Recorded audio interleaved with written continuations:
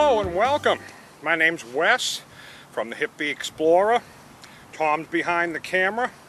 And today we are out here at the Tewksbury State Hospital in Tewksbury, Massachusetts. This was built around 1854. This building here is the administration's building. And it was originally built as an almshouse for the poor.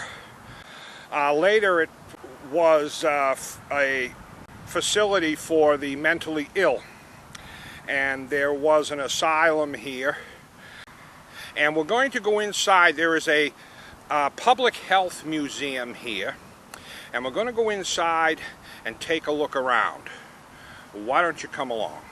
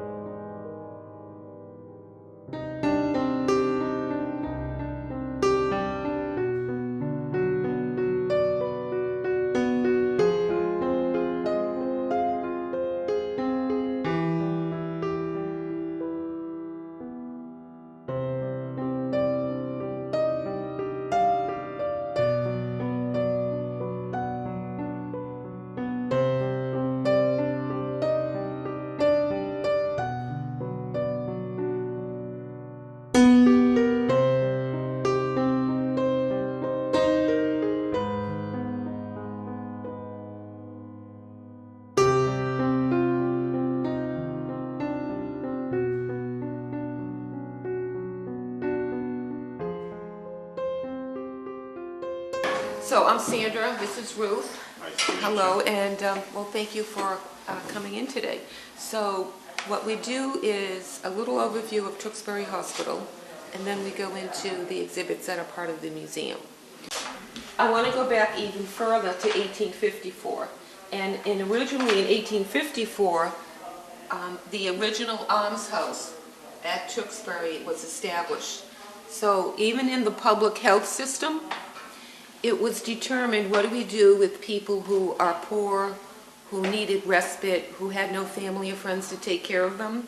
So the word alms, A-L-M-S, means, if you look it up in the dictionary, it means respite.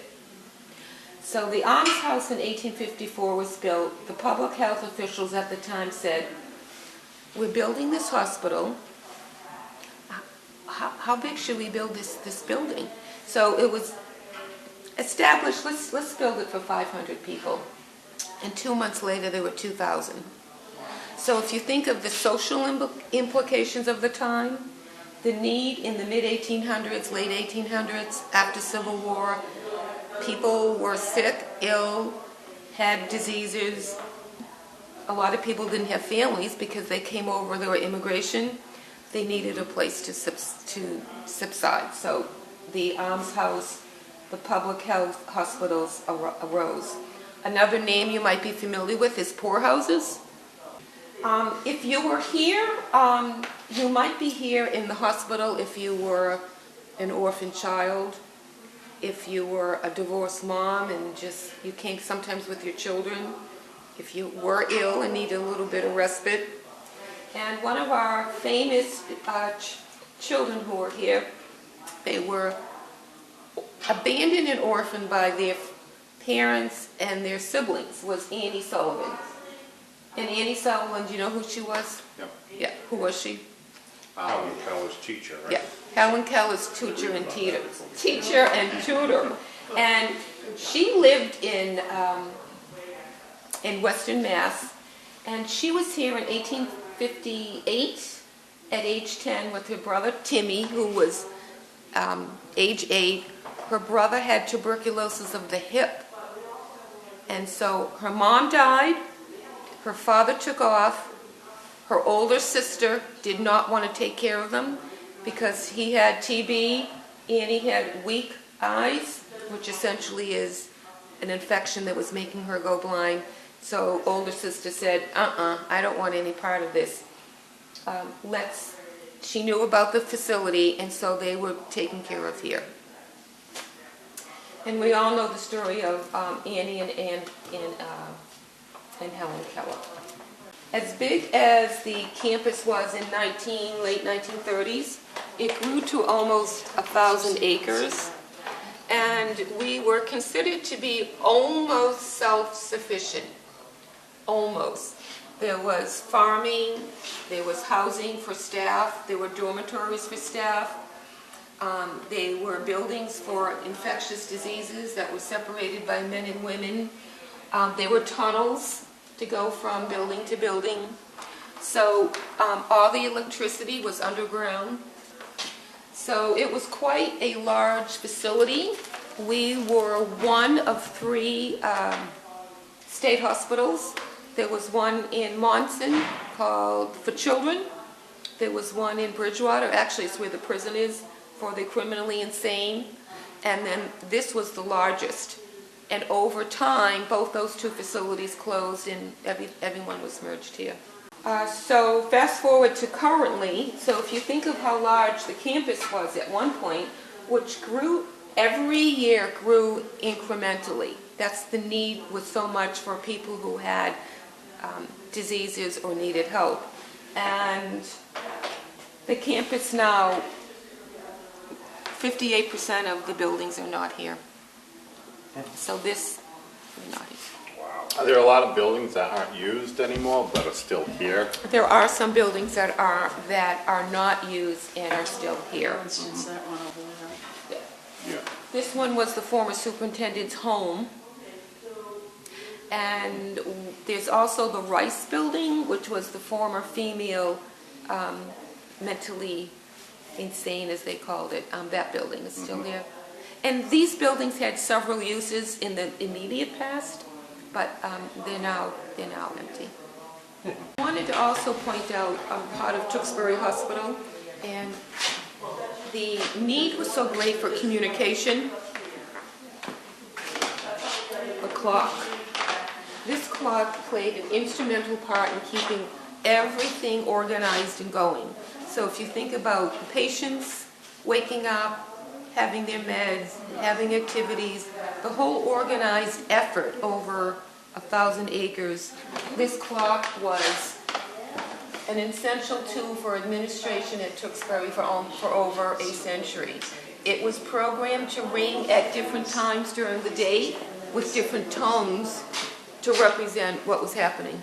Oh, so that was a way of keeping things on schedule. On schedule. So the senior center is actually it's across the street on the ball field. The library is up the street. So, I mean, all this was part of the hospital land. So there was a way to have to keep this all organized and civil.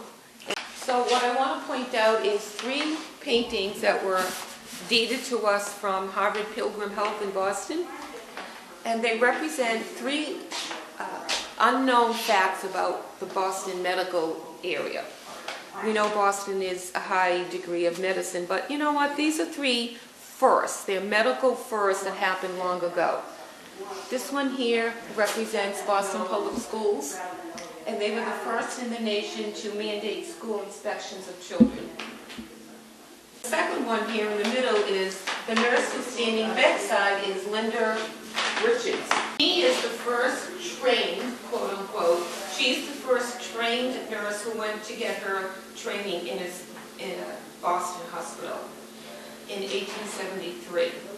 This one here is a medical first. Dr. Joseph Murray, to the left, was the first doctor in the nation to do the first successful kidney transplant in a Boston hospital in 1954. Okay, why don't you tell me what you think this is? This is an interesting exhibit. Yeah, kind of. Yeah. Okay, so what this is a traveling dentist chair. Everything packed in there. So this was closed up, it's the chair folded, placed in the box, and it would travel to opened areas. So I'm going to go back and give an example. Paul Revere was a dentist. Now, this is in the 1700s. He wasn't a trained dentist. There were never such things as trained dentists. But if you were a male, maybe if you were a barber, tag, you're it, you became a dentist. Paul Revere was a dentist. He was also president of the first public health in Boston. He was also the first forensic dentist in Boston. The Battle of Bunker Hill, he was working on one of the dead soldiers' teeth to identify him, and he recognized his own work. So he was the first forensic dentist. But what he would do is, Paul Revere might have folded this up, brought it along into an open field, and people came to him to work on their teeth as much as you could at an era where there was no painkillers, anything but just alcohol. It's a foot-operated drill. Oh, Oh, Yeah. yes. that's horrible. Yeah, Look at that. look at that. The Can you drill- imagine?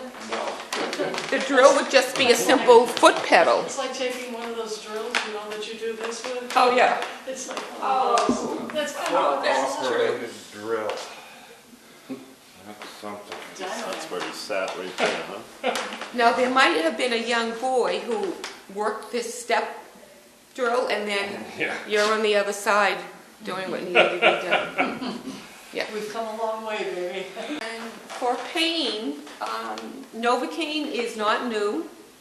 Novocaine was invented by a German dentist in 1909. Before Novocaine, you might have Open been, your mouth. yeah, you might have been put out with either ether or chloroform. You ever had a dentist drill without Novocaine? No. I did as a little girl.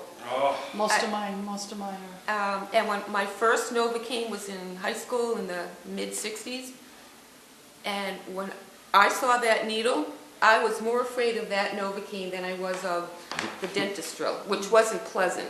Yeah. If you have a good dentist, they don't let you see the needle. Right, they kind of come up behind you. So this is a setup of an early, let's say, student nursing program.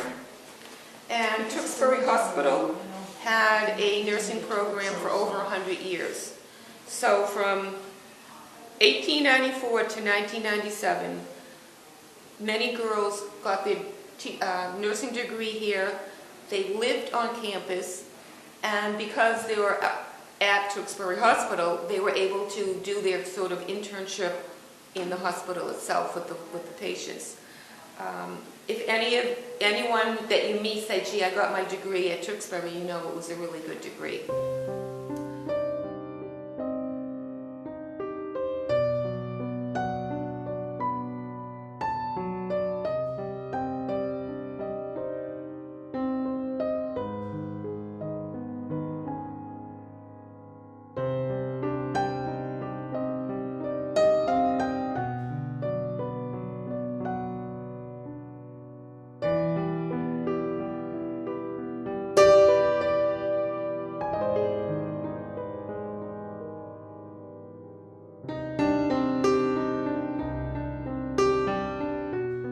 Polio is a virus. There is a vaccine for polio, so we don't get polio anymore. But prior to the mid-50s, if you got polio, it would either paralyze your legs or paralyze your diaphragm. So if it paralyzed your diaphragm, you would not be able to breathe. So you'd be put inside this. It's an iron lung.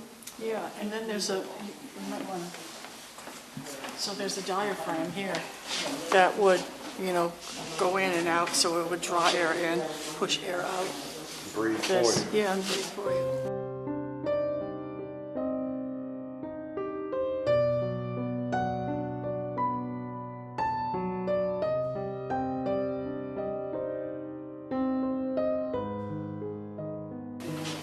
So our last infectious disease is smallpox. And smallpox was very contagious, very infectious, and it is the only infectious human disease that's been eradicated worldwide. No more smallpox. It was horrible and extremely contagious. It goes back to millennium. ships that had to be quarantined in Boston Harbor, they couldn't come in. Sailors got smallpox. It's so contagious. Before the days of pasteurization, people could really get sick and die. You could get TB, typhoid from bad milk. It is another fact or fiction that Abraham Lincoln's mother died from drinking milk that wasn't, of course, at the time pasteurized. They think This was a mail room This was and the mail room. record keeping? This is the original mail room, and mail was obviously slotted from behind. This is a cabinet for dead. Because dead files are here, like she said, friends that were notified for the people that had died, morticians' notes, all different kinds of things related to people that had died, because there's nothing in there now.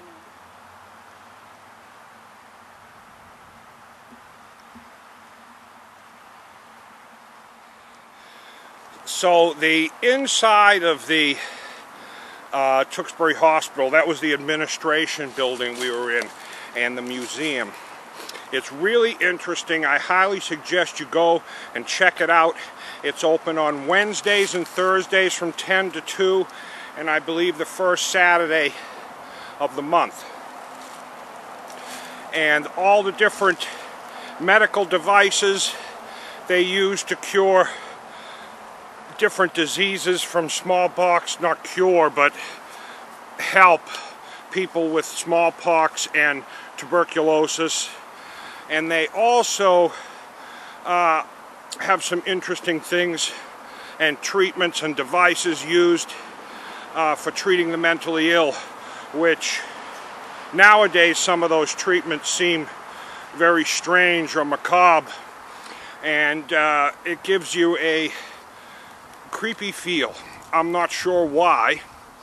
And with that said, here we are out in the cemetery. In this cemetery here, there's about 10,000. It's only about 2 acres, but it holds about 10,000 graves. The patients of the Tewksbury Hospital, a lot of them were immigrants, Irish immigrants, overwhelming population, and 30% of them were children back in the 1850s and 60s and 70s. And some of them, they didn't even know their names. And when they died, they were buried here. And this is one of 2 or maybe 3. There's still a debate about whether there is a third one around here that they just put children in. And they're looking. Some say there is, some say there isn't. I'm going to look myself later on and snoop around. But this cemetery here, as you can see all the flags, they've done a job of marking the graves. And there's just a number on a metal, cast iron metal laurel wreath. And you can look it up.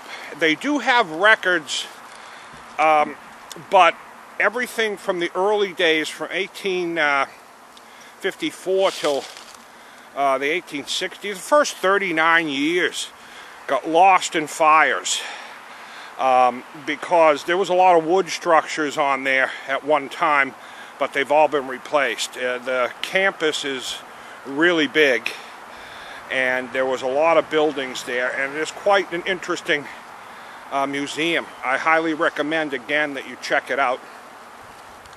And as you can see, as far as the eye can see here, there were graves. And there's no name, and they're unmarked. There were paupers, most of them Irish immigrants. And they've been cleaning it up over the past few years and putting new markers and putting these pink flags down to mark each grave. We thank you for coming out today with us to check out the Tewksbury State Hospital. It was really interesting and kind of a strange place that gives you a odd feeling knowing all the things that have gone on in it. And we asked them if it was haunted, and I guess a lot of people, paranormal investigators, go there, and some say it is, some say it isn't. but I highly recommend that you go there yourself and check it out. So please hit subscribe if you like this video, and put a comment down below. Those things really help us out. Give the video a like.